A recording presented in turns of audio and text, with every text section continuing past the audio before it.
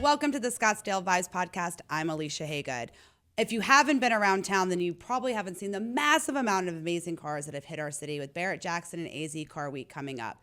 We are known for our cars. As I had this one guest in the past, and when I asked him what his favorite Scottsdale vibe was, he goes, sitting in a restaurant and watching the car scene. And I couldn't agree more. It is unique. We stand out about it. You will see money and four wheels that you've never experienced before, which is why I'm really excited to introduce you to my guest today, Isaac Bunick with MotorMia. It's this really cool technology that he has created, AI-generated cars for all you enthusiasts out there, which is, I feel like, at least half to three-fourths of this city. So we're going to take a short break. When we come back, we have Isaac at the table to talk about all about MotorMia. Buying a home can be scary and sometimes frustrating, but all of that can go away with the right realtor. And that's where Sean Shackleton with the Shackleton Group is here for you. Sean has over 25 years experience in real estate. She's here to get you what you want and won't settle for less. She's experienced, knowledgeable, and understands this market, which these days is always changing. Take the stress out of your next home purchase by calling Sean at 480-734-7277. You can also find her at theshackletongroup.com. Car enthusiasts are taking over the valley with AZ Car Week and Barrett-Jackson, but one local car experience car lover is here to tell us all about MotorMia. Isaac Bunick has started tech companies all over the world, very successful with this. When he moved here in 2022, he immediately got back into the car scene where his little heart started as a young teenage boy. When his daughter came out to tinker with the cars with her, she said, "Daddy, why can't I paint it pink?" And she wanted to get a marker. I'm sure you, as a parent, you can only imagine the facial reactions he had, but that started his new company, MotorMia, an AI-generated development where you, as a car enthusiast, can take a picture, put your car into the app, and create anything that you want with it. I am a car lover and not enthusiast, and Isaac, you kind of taught me the difference. So welcome to the podcast. I'm so happy to have you here. Thank you. I want to start with, what is a car enthusiast? I guess the best way to describe an enthusiast is somebody who has a irrational relationship with their car. For lack of a better term, it is from an emotional standpoint, from a financial standpoint. They just go a little bit above and beyond, and they feel that the relationship with their car in many ways defines them, or is a big part of their life, basically. Oh, it is, yeah. It's beyond utility. Well, let's talk about that some, because I'm a car lover. I love cars. I love going to Barrett-Jackson. I love going to all the cars and coffees. Like, it's really cool to look at those. Could I tell you like the motor, the body style, the year? No, nothing like that. I just think it's fun to go.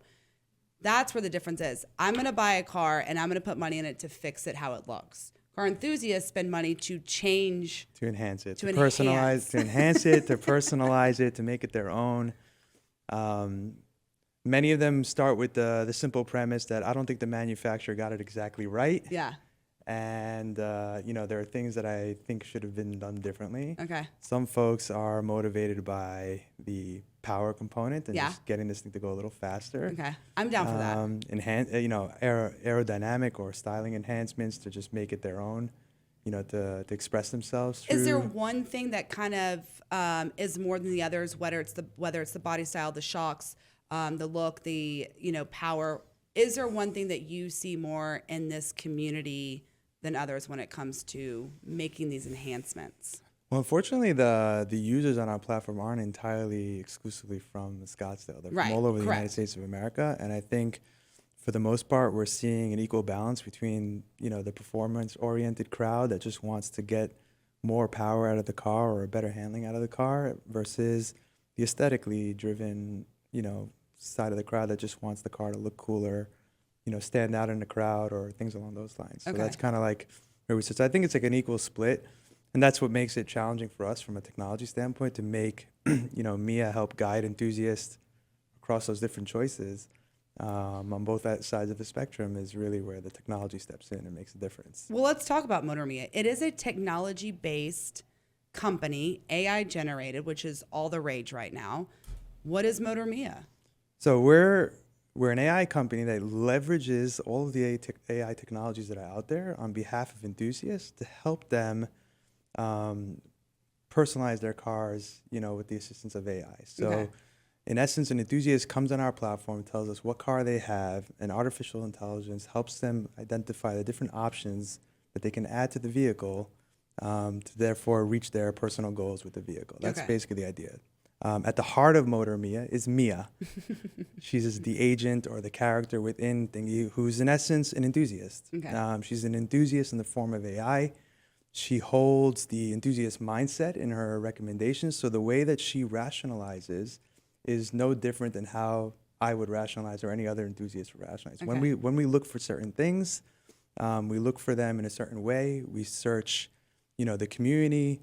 We look for real world evidence or existing cars with the modifications to kind of zero in on the options that we might want to put on our own cars. And she basically does that, with her intelligence, basically saving us all that time and headache to try to dig through the rabbit hole of information that's out there as to what would be a great modification for the car. So next steps, you put your car in, you love it, you like all this, and now you're like, now I want it. So how does that work from idea to execution for these enthusiasts? So on top of helping you identify the mods, she helps you identify where you can get the mods from today. I mean, ultimately, we hope to facilitate those transactions, but where we stand today, we're a young company, we simply refer to where you can go get those mods. So to really put this all in layman's terms for the people that may not know much about cars, we're basically trying to build a real world Gran Turismo experience. The parts are real, the cars are real, so you can simulate it no different than you would on a video game. Yeah. And my now 7-year-old inspired that, just being a little girl who just wanted to see what would the car look like if it was pink, and what would it take, and that's kind of we're just building on that. When she turns 16, you're screwed, right? She's gonna she's gonna take all my cars. She is. I'm gonna get my first accident historically. Never have an accident, but I know one of them will. But she's gonna have all these different. She's like, Daddy, I put it in, and this is what I want now. Yeah, but that's my dream. My dream is to just have my daughter sit in the driver's seat, shift through different gears, and be in the passenger seat and just watch her have fun. I love it. I mean, that's the goal. So. Yeah. Let's talk about the beginning of this idea to where we're at now and to where the future holds for MotorMia. Yeah, so the beginning of it was, like I said, I landed in Scottsdale. I was bored out of my mind because I was semi-retired in a way. Bought a bunch of cars and started wrenching on them morning, day, and evening. Like you mentioned, my little girl kept asking me a lot of questions. It became clear to me that if I wanted her to become an enthusiast one day, the way an enthusiast figure these things out has to change dramatically. We need to bring the gamification, the advanced user experiences that are available today to users of iPhones and iPads and so on and so forth to the future generations of enthusiasts. I put together a proof of concept. I showed it to a bunch of investors. Folks stepped in. And from that point forward, we started building the technology. About 6 months ago, we released the first version. That's it. So it's not 6 months ago. Okay. It's literally close to brand new in terms of what the public has seen. And in that period, over 500,000 enthusiasts have taken advantage of the technology. So we've seen something akin to overnight success on this platform. It really put the pressure on us to really speed up our development and really improve the things that we need to improve on, where users are, giving us feedback that things can get better. But it's not my first rodeo. What are some of those improvements that you're going to work on that people are asking for? So one of the biggest challenges with artificial intelligence in general is a consumer's ability to understand and use it. Okay. I would agree with that. I'm one of those users. So even if you saw, for example, the most obvious tool today, ChatGPT for the first time, almost everybody using it is using it at the 1% level. Their level of understanding how to prompt and work with AI to get it to return what you want from it is quite challenging. And, MotorMia as a company has two core competencies. One is to really leverage the technology on behalf of the enthusiasts. We believe we do that best. We know we do it best. But the second is the integration between man and machine. Okay. And that comes through the user experience. So somebody engaging with Mia should not need to have to know anything about how to deal with AI in order to get the benefits of AI. So the biggest feedback that we get from users is how do you make this even more consumer friendly? Yeah. So we've done a great job, and that's proven by the data of what we have today of our users and their engagement and the growth that we've seen. But no matter what, there's, when you're 6 months old, there's just so much to improve. So we're trying to bring a better consumer feel to the platform, Obviously, accuracy is always is this tug of war that you're constantly playing in the AI space. So, if we're 70, 80% accurate, we want to get to 100%, which is almost nearly impossible. I was going to ask, is that even possible? It's not even possible, but there's ways to deal with that. Okay. So that's kind of like, those are kind of like the general feedback. And then just wanting more.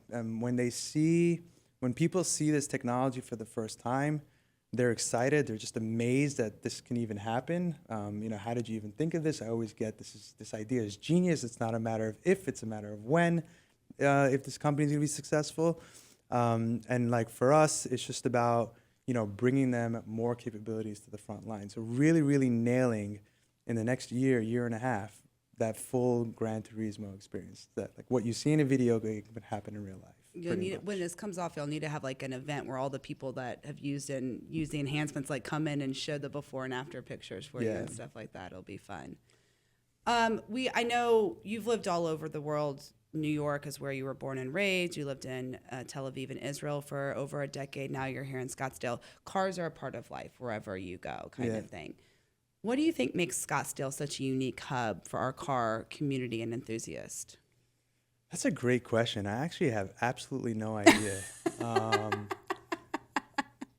I will say that the weather definitely lends to, more ideas on what type of cars you might want to own. Interesting. You're living in New York, you're not going to have 6 sports cars because there's maybe 2 months, 3 months out of the year where you can actually drive them. Even if I go back to the types of cars that I owned back then, it was like your Wranglers and your pickup trucks and things like that. You can get through the weather, yeah. And I had my one Miata for the summertime, and out here, a lot more sports cars and those kind of things. So I think the weather really lends to, an easygoing approach to owning these type of cars, I guess. Not a lot of traffic, so that's great. I know people here tell me about like there's traffic on the road, and I go on the road, I'm like, this is traffic. No, it's not. I'm with you. Quite often I have that type of reaction. But outside of that, I have no idea. Because it's not I don't think it's a money game, because you see people of all levels of income being incredibly passionate about their car.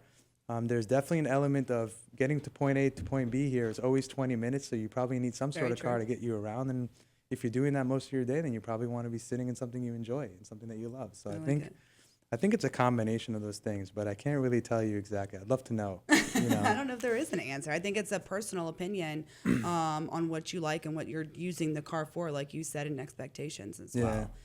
I went to your garage when I first met you. You only had 3 cars there to show me. I know you have a secret garage of more. So how many cars do you currently have? I have 8. How many are working? All 8. Okay. You drive all 8? I drive all 8, and I'm known for that. There's only 7 days in a week, though. So. Yeah, I drive up to the office in one. I go home in another. As a quintessential enthusiast that I see myself as, I'm a big believer that you have to use your cars. Okay, that's good. I'm not a fan of keeping cars for the sake of looking at them. It doesn't mean I have anything against anybody that wants to do that as an enthusiast, but for me, it's like the big joy of an enthusiast is the driving experience. Yeah. So what you saw there were cars that that we were working on at that time, because that's the garage. Yeah. There's also the storage place. I think people have seen my cars drive up and down the quarter quite often, so they know that I drive it. Yeah. So it's exciting. What has been the most favorite car you've ever owned? And then I'm going to follow up. What car is still on your? Was it a bucket list or a want list? Okay, so the favorite car of all time, and this will never change, is my Mazda Miata. I still own it over 20-something years. My daughter Mia is named after the car. I've built out that car, topped like literally every nut and bolt myself. And then there was a help of a few experts along the way, but for the most part myself. And every time I sit in that car, I just keep saying to myself, this is the best car I own. That's awesome. What year is it? 1995, Okay. M edition. So it's really in pristine condition. People that see it are always amazed. As far as bucket list, wow, I literally have, I think, every car that you could potentially want in your bucket list, at least for me. What do I not have that I really, really want? That's a tough one. It's a good problem to have. Yeah. Look, I mean, I owned and operated a dealership for quite a while, so I've seen and technically owned every single That's car fair, you yeah. could ever want. So I can't really say there's anything that's driving me crazy right now. Okay. But I recently bought supposedly like the best machine ever made. Which was? The GT4 RS, the Porsche. To be seen. I'm still driving it. We'll see. It's my first Porsche. But yeah, I mean, I have rotary engines. I have, large engines, small engines. So how much do you think a car enthusiast spends on average a year or over the lifetime of the car that they own it? When you normalize it, I think they spend an equal amount to what they spend buying the car.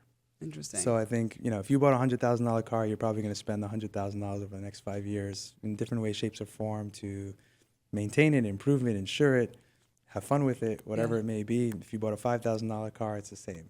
I think that's kind of, it's the data that we see, and it's also something that, I know from my own, ownership experience with different cars. Yeah. So definitely having I definitely see people spending that type of money all the time. So it doesn't surprise me. And I think there's no barriers of entry to becoming an enthusiast. You don't have to have top of the line car, to make it happen. I started with a Hyundai Sonata, right? I think that's important to note, that it doesn't have to be the most expensive car on the road or the newest or the brightest. It is whatever you make it. And I think that's the difference between a car enthusiast and a car owner in that way. Yeah. I mean, even the simplest cars that I've owned, I mean, they were treated like babies. You have the biggest smile on your face right now. You're like giddy about it. They were treated like children. I mean, I just love them. I love it. It's just fun. It's big week this week. Arizona Car Week is happening. Barett-Jackson's happening. Where are you going to be? Where can we find you?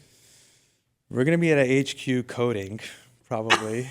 Sounds terrible, but yeah, it is what it is. That's what being an AI company is, and being a startup is. I mean, it's 24/7 work. We will be attending Barett-Jackson, a few folks from my team, including myself, primarily to speak to enthusiasts, to hear about their needs and wants, to learn about which cars folks are most interested in. There's also a suite of manufacturers that are going to be there. In the hall, we're going to be talking to them about understanding what makes their products so great, and if we can expose them to our user base. We have an audience, a huge audience that we could bring a lot of attention to different folks. And our mission is just to make the connection between the enthusiast and manufacturer, the service provider, stronger through the technology. And events like that present an opportunity for us to put Mia in the wild. Right. That's the best way to describe it. It's like we see the grassroots elements that happens in the enthusiast world, and the technology just tries to play a role in facilitating more of that grassroots connection. So that's kind of like where we see things. That's what we're going to be doing. Listen, I went on the website. It's very easy to use. Yeah. I definitely am like the 0.5% that does not understand technology. I'm that person. So easy. Took a picture, uploaded it, and just started playing around with it. So it's very user friendly for anyone. So I can only imagine what a car enthusiast can do with it that actually is in that position. You need to go check it out. It's MotorMia.co. MotorMia.co. We have the link in the description of this episode and on our YouTube channel as well. But before we leave, Isaac, my favorite question, and because you're fairly new to Scottsdale, I can't wait to see your answer. What is your favorite Scottsdale vibe? And you can't go with the easy answer of the cars. I'm going to take that away from you. Okay. I'm going to say it's Lifetime Fitness. I'm going to give a big shout out to my gym. We need to find you something to do. That was my first community, believe it or not. Coming here, I'm very health conscious. I love the lifestyle. I stepped into Lifetime, made a lot of friends out of that place. A lot of the things that I discovered about this town came through the gym, and it hasn't let me down to date. So I'll give them a shout out. So that I would say that's my favorite. Well, I mean, listen, that's a community. You have to start anywhere, or you have to start somewhere to build that community. Scottsdale's known for that. I always say that people are so welcoming here because we are such a melting pot. So I'm glad to hear that that's how you're treated and that's where you're getting it. I'll help you with some information too. Number 2 is the quarter. I like Scottsdale quarter. That Scottsdale quarter, it's good. Yeah. All right, go check him out, Isaac, with MotorMia.co. Again, you don't have to be a car enthusiast to enjoy this site. My dad and I got on there and played around, and he thought it was really cool. So it brought us together, too. We're going to take a short break. When we come back, we'll have the calendar of events coming up next. When it comes to protecting you, your family, and all your assets, you need to have someone that you can trust, and that's Jeremy Mueller of State Farm Insurance. Jeremy Mueller has lived in Scottsdale his whole life. How can anyone else know your needs more than someone who's been here and seen it all? Jeremy and his team are always ranked in the top % at State Farm. He cares, he's knowledgeable, and most importantly, he's always available. Don't believe me? Give him a call at 480-515-5223 or find him at jeremymueller.com. Well, for those of you that are not attending Barrett-Jackson, we also have AZ Car Week. We had Darren on last week, so go listen to that episode if you missed it. But it's happening events all throughout the valley, from Scottsdale, Mesa, Chandler. They're going to have cars and coffee. Go to Ironwood Mills. I'll see you there on Tuesday the 21st to check out that and see how they're doing stuff as well. Of course, Barrett-Jackson's going on, so get your tickets now. They typically will get close to selling out, but it's always just a one-stop shop to see all the amazing cars in the world. And of course, coming up next, Waste Management Phoenix Open.